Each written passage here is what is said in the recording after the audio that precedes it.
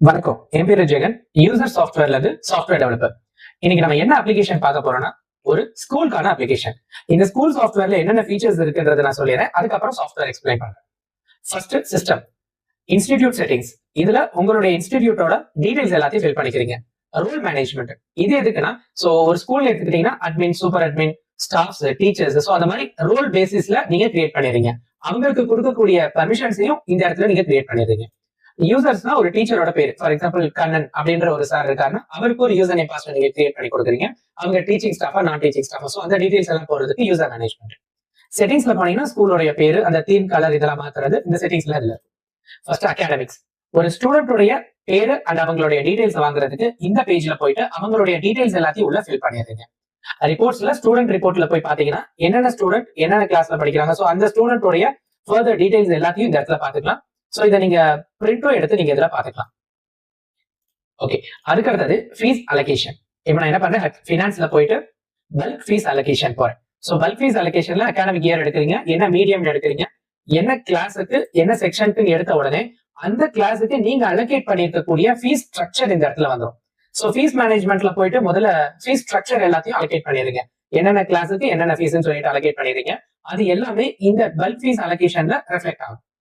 So இந்த கிளாஸுக்கு இந்த ஸ்டூடெண்ட் அப்படின்றது முன்னாடியே நம்ம ப்ரீ டிஃபைன்டா கொடுத்ததுனால இந்த இடத்துல ஆட்டோமேட்டிக்கா கால் ஆகி வந்துடும். அதே நேரத்துல வேன் ஃபீஸஸ்க்கு நீங்க ஏரியா வேன் ஃபீஸ் போயிட்டீங்கன்னா எந்த ஏரியால இருந்து வராங்க, அந்த ஏரியால இருந்து வர்றதுக்கு ஒரு மந்த்துக்கு எவ்வளவு ஃபீஸ், சோ இந்த விஷயங்களையும் உள்ள நீங்க நோட் பண்ணி வச்சிடுறீங்க. அப்போ பல்க் ஃபீஸ் அலோகேஷன் உள்ள போகும்போது அந்த ஒரு ஸ்டூடெண்ட்டுக்கு நம்ம அலோகேட் பண்ணக்கூடிய அகாடமிக் ஃபீஸஸ், அதுக்கு அடுத்தது வேன் ஃபீஸஸ், இது ரெண்டுமே போயிட்டு அவங்க பேர்ல அசைன் ஆகும்.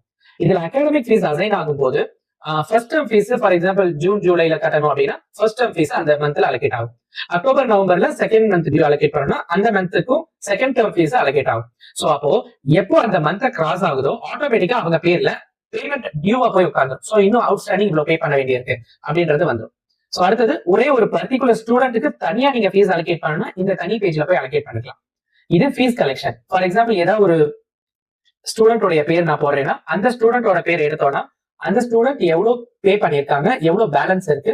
சோ ஓப்பனிங் ஃபார் எக்ஸாம்பிள் இப்போ நீங்க என்கிட்ட சாஃப்ட்வேர் வாங்குறீங்கன்னா இதுக்கு முன்னாடி அந்த ஸ்டூடெண்ட் ஏதாவது ஓப்பனிங் அவுட்ஸ்டாண்டிங் வச்சிருந்தாங்கன்னா அது எவ்வளவு பே பண்றாங்க, சோ அகாடமிக் ஃபீஸஸ் என்னென்ன இருக்கு, அதுக்கு எவ்வளவு பே பண்றாங்கன்ற விஷயம், டிரான்ஸ்போர்ட்டுக்கு என்னென்ன ஃபீஸஸ் இருக்கு, எவ்வளவு பே பண்றாங்கன்ற விஷயம், எல்லா விஷயமே இதுல நீங்க பண்ணிக்கலாம். ஃபார் எக்ஸாம்பிள் ஏதாவது ஒரு பேமெண்ட் இவங்க தராங்க, பேரண்ட் தராங்கன்னா அந்த பேமெண்ட்டை உள்ள போடும்போதே இங்க உங்களுக்கு மைனஸ்ல போகும்.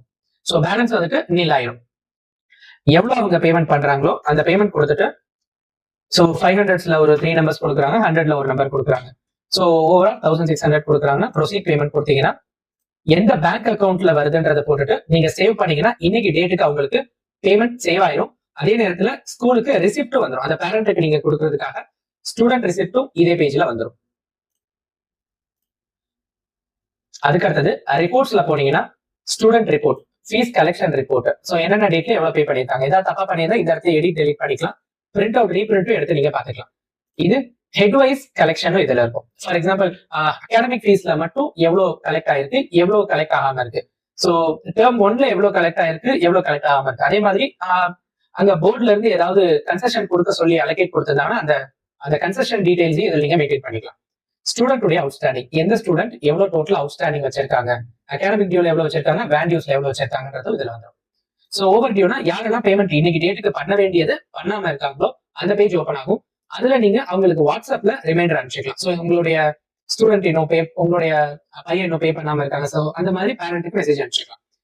Accounts report. சோ இது வந்துட்டு பேங்க் அக்கௌண்ட்ஸ் முதல்ல கிரியேட் பண்ணிக்கிறீங்க. ஃபினான்ஸ்ல பேங்க் அக்கௌண்ட் கிரியேட் பண்ணிக்கிறீங்க. இது எதுக்குன்னா சோ ஸ்கூலுக்குன்னு சொல்லிட்டு எஸ்பிஐ பேங்கா இருக்கலாம், கேஷ் இன் ஹேண்டா இருக்கலாம், HDFC பேங்கா இருக்கலாம். சோ அகாடமிக் ஃபீஸ் எல்லாமே ஸ்டேட் பேங்க்ல பிளேஸ் ஆகணும். சோ வேன் ஃபீஸ் எல்லாமே HDFC பேங்க்ல பிளேஸ் ஆகும். சோ என்னென்ன ஃபீஸ் ஸ்ட்ரக்சருக்கு எங்கெங்க போயிட்டு அலோகேட் ஆகணுமோ அதை நீங்க இந்த இடத்துலயே நீங்க செட் பண்ணி வச்சுக்கலாம். எந்த மீடியம் எந்த கிளாஸ்ன்னு கொடுத்துட்டு எவ்வளவு ஃபீஸ் அமௌண்ட் எந்த பேங்க் அக்கௌண்ட்டுக்கு இது போய் உட்காரணுன்றதையும் செட் பண்ணிக்கலாம். எல்லா விதமான ரிப்போர்ட்டும் இதுல வந்துடும். சோ ஃபார் எக்ஸாம்பிள் ஒரு அட்டண்டன்ஸ் போடுறாங்க, இப்போ வந்துட்டு ஒரு ஸ்டூடெண்ட்க்கு ஒரு அட்டண்டன்ஸ் போறதா இருந்தா இந்த இடத்துல ஹச்ஆர்ல போயிட்டு அகாடமிக்ஸ்ல அட்டண்டன்ஸ் ரெஜிஸ்டர் போனீங்கன்னா சோ அந்த ஸ்டூடெண்ட்டுக்கு என்னென்ன டேட்ல அவங்க பிரசென்ட் ஆயிருக்காங்க, யார் யாரெல்லாம் வராம இருக்காங்களோ அவங்களுக்கு எல்லாம் ஆப்சென்ட். சோ அட்டண்டன்ஸ் மேனேஜ்மெண்ட்டும் இதில் நீங்க பண்ணிக்கலாம். அட்டண்டன்ஸ் ரிப்போர்ட்டும் இருக்கு. அதே மாதிரி ஸ்டாஃப் மேனேஜ்மெண்ட்னா என்னென்ன ஸ்டாஃப்ஸ் நம்ம கம்பெனில ஒர்க் பண்றாங்க, நம்ம ஸ்கூல்ல ஒர்க் பண்றாங்க, அந்த ஸ்டாஃபுக்குரிய அட்டெண்டன்ஸ் மேனேஜ் பண்றது, அந்த ஸ்டாஃப்க்கு ஏதாவது பேமெண்ட் நீங்க செலவு பண்றது கொடுத்திருந்தீங்கன்னா, அதாவது சம்பளம் கொடுத்திருந்தீங்கன்னா அதோட மேனேஜ்மெண்ட் எல்லாமே இதில் பார்த்துக்கலாம். ஸோ இது கிளாஸ் டீச்சர் அலோகேஷன். இப்போ ஒரு ஸ்டாஃப் வந்துட்டு 2 கிளாஸுக்கு மேனேஜ் பண்றாங்க. ஸோ 2 கிளாஸையும் அவங்க பேர் அலோகேட் பண்ணிட்டோம்னா அவங்க லாகின் பண்ணும்போது இந்த 2 கிளாஸுக்குமே அட்டெண்டன்ஸ் மேனேஜ் பண்ணிக்கலாம். ஸோ இந்த சாஃப்ட்வேர் கம்ப்ளீட்டா கஸ்டமைஸ்டு அப்ளிகேஷன். உங்களுக்கு என்ன தேவைன்னு சொன்னீங்கன்னா உங்களுக்கு ஏற்ற மாதிரி இந்த சாஃப்ட்வேரை கஸ்டமைஸ் பண்ணி தரும். ஸோ என் பேரு ஜெகன், யூசர் சாஃப்ட்வேர்ல இருந்து சாஃப்ட்வேர் டெவலப்பர். தேங்க்யூ.